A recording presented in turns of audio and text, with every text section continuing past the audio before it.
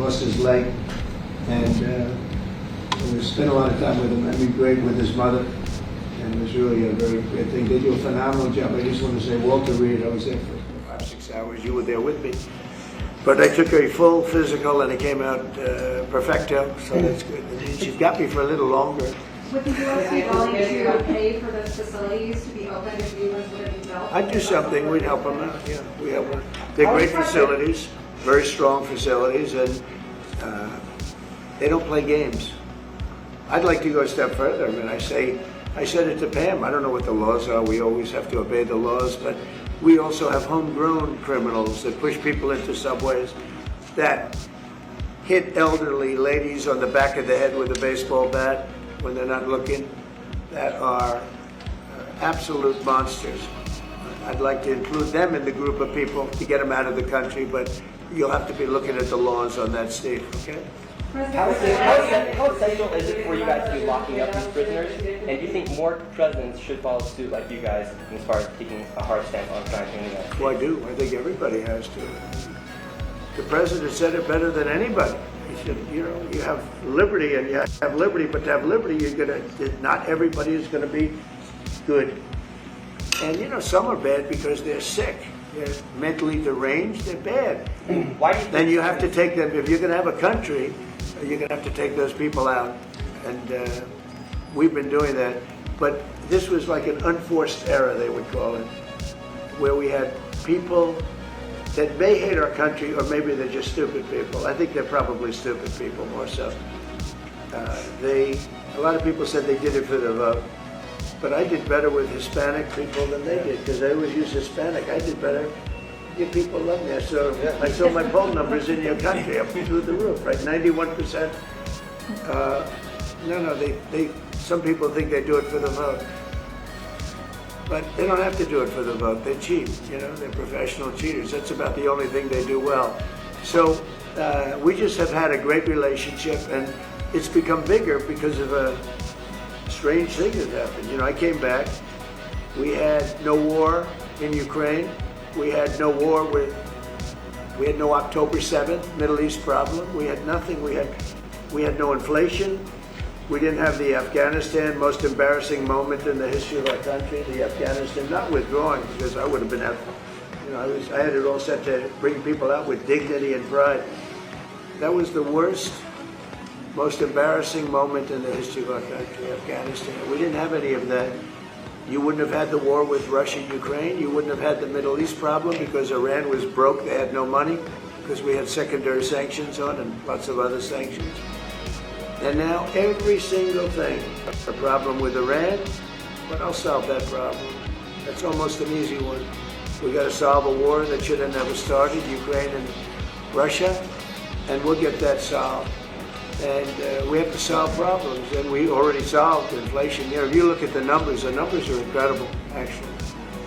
Stock market's up, and we're not letting other countries take advantage of this country like they have for the last 40 years. So thank you very much. You have a question, please? Yes, Mr. President, thank you so much.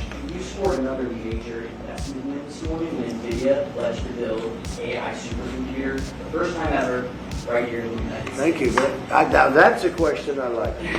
That's true. What is your reaction to this announcement, sir, and how will this positively benefit Americans across the country? Well, it's one of the biggest announcements you'll ever hear, because NVIDIA, as you know, controls that almost the entire sector, which is one of the most important sectors in the world, between chips and semiconductors and everything else. And they're the biggest. And the other biggest we already have coming in and spending $300 billion, as you know. They announced 2 weeks ago. But NVIDIA is so highly respected. And this was an announcement that a lot of people, I knew it was going to happen, but not to the extent that it happened. Big. And the reason they did it is because of the election on November 5th and because of a thing called tariffs. As I said, the most beautiful word in the dictionary. After love, God, relationship. The press actually hit me. I said, tariff is the most beautiful word in the dictionary. What about family, love, God? So I got hit even on that. You understand? I said, okay. So now I say it's my fifth most favorite word. because they get you on anything. But no, that NVIDIA, it's one of the great companies of the world, modern, super modern companies, controls segments that nobody, sort of controls the world in a sense, and they're coming in here in the biggest way with hundreds of billions of dollars. Not like millions of dollars, hundreds of billions of dollars, and I'm honored by it. And I want to thank Jensen and all of the people that we deal with. They're great people, they're brilliant people. And without tariffs, they wouldn't be doing it. Thank you very much. Considering additional sanctions against Russia after their latest attack, and do you have an update on the rate and when you might announce them? Well, I already have sanctions on Russia. I put them there. If you remember, Nord Stream 2, that's the big pipeline that goes through Europe. I stopped it. That's Russia's pipeline, the largest pipeline, I think, in the world. Goes to Germany. And I stopped it. And when Biden came in, he approved it. And then they say, oh, I'm friendly with Russia. No. Putin said, if you're my friend, I'd hate to see you when you're my enemy. I stopped the biggest economic job they ever had. I stopped it cold, right? It was dead. You know that, right? And Biden came in and he immediately approved it. What was that all about? And it's a pipeline that takes care of a lot of the needs. Now, it was a very controversial thing, but I stopped it, and Biden approved it. Question? On tariffs? No, not you. Not you. Semiconductor tariffs include pharmaceuticals. What? Semiconductor tariffs include pharmaceuticals. Pharmaceuticals we're going to do. We don't make our own drugs, our own pharmaceuticals. We don't make our own drugs anymore. The drug companies are in Ireland and they're in lots of other places, China. And all I have to do is impose a tariff. The more, the faster they move in. The higher the tariff, it's very simple. It's inversely proportional. The higher the tariff, the faster they come. And we're going to be doing that. That's going to be like we have on cars. We have, as you know, a 25% tariff on cars. We have a 25% tariff on steel and aluminum. And that's what that category fits right now. Do you have a percentage in mind? Do you have a timeline? I have a timeline, not too distant future. We're doing it because we want to make our own drugs.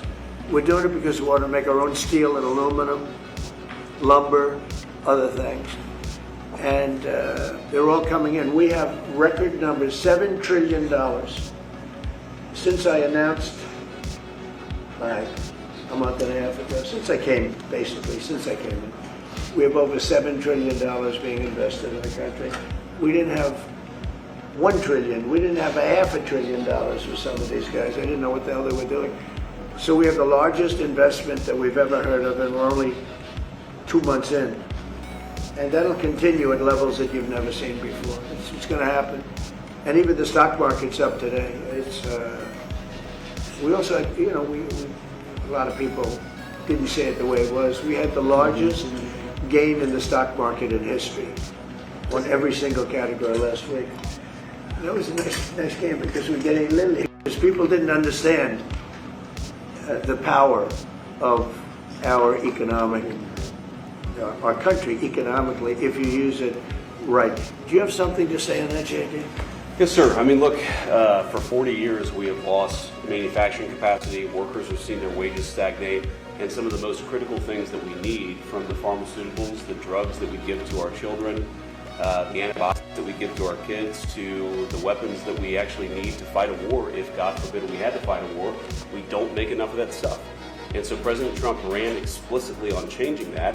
Yes, as the President mentioned, it caused a little bit of disruption in the market, but I think over the long term, workers are going to benefit, stocks are going to go up, American businesses are going to benefit as we reinvest and reindustrialize our country. And the auto workers and the Teamsters and all of the unions, not traditionally Republican, but I'm winning those unions by 40, 50 points on the Democrats. They're losing everything. They're losing everything because they just have policies that are not believable. They fight for policies that are 5% popular, and nobody knows who the 5% are. I mean, nobody can find the 5%. But if you go back to Ohio, and by the way, we have the great championship team from Ohio coming in today, right?